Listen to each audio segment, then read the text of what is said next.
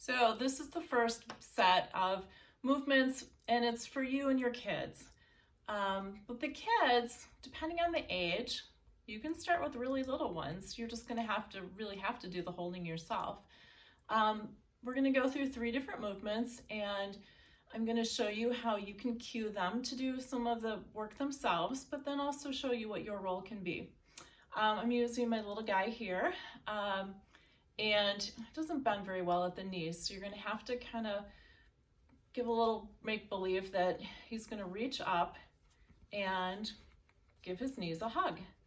And if he gives his knees a hug and holds them tight and brings his head tight, it's like curling up in a little ball. And if the child can curl up in a little ball, you can rock them by just using their knees, their feet, and just kind of go back and forth. And there's a little fun you can have with this. You can go a little faster, you can go a little slower, you can count 1, 2, 1, 2, 1, 2, 3, 4. If you're using the movements before bedtime to kind of calm and settle, you do want to get slower and slower. But if you're just using this as a little break to reorganize, you can kind of play around. It's like you can have the kids tell you, okay, go faster, Mom. 1, 2, 3, 4, 5, 6, 7, 8, 9, 10. And then it's like, okay, we're going to go slower. 1, 2, 3, 4, and so forth. So that is rolling, which is really a sideways rocking. You can also rock them forward and back. You can do it in a chair, but on the floor, a pillow is just fine, or sofa, any of those. And what you're likely going to do is with the kids holding onto their knees, you're just going to use their feet or their knees as like a giant handle and just kind of rock back and forth. And again, you can play around with how fast, if it's just a teeny little rock, or if you want to like sit them up and go back down. Make sure heads are safe if that's what you're doing. So again, just another variation. And the third one is a little different. It's wiggles. So we're going to take both legs together and we're going to hold at the ankles, and we're just going to wiggle. We're going to wiggle one ankle, we're going to wiggle the other ankle. We can wiggle both ankles together.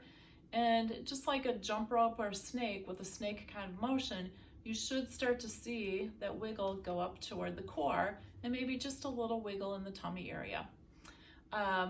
With the arm, we're going to hold and we're going to wiggle. And again, we should start to see just a tiny little wiggle at the shoulder. Same thing with the other arm. We're going to wiggle. We are not going to wiggle the head. So all the wiggles, they help organize the arms and the legs to the core.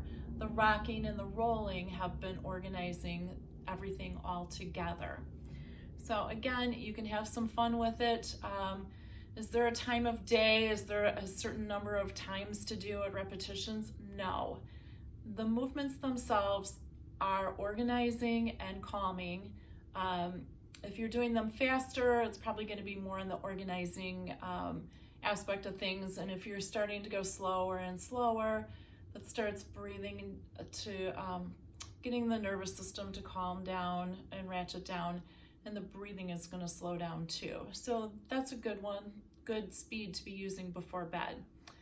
If the kids have a preference of forward and back or side to side or just wiggles, go with that, because they actually know what they need. We find that time and time again. So hope those are a little fun thing to incorporate in your routine, whether it's middle of the day or end of day, but you'll be great at it.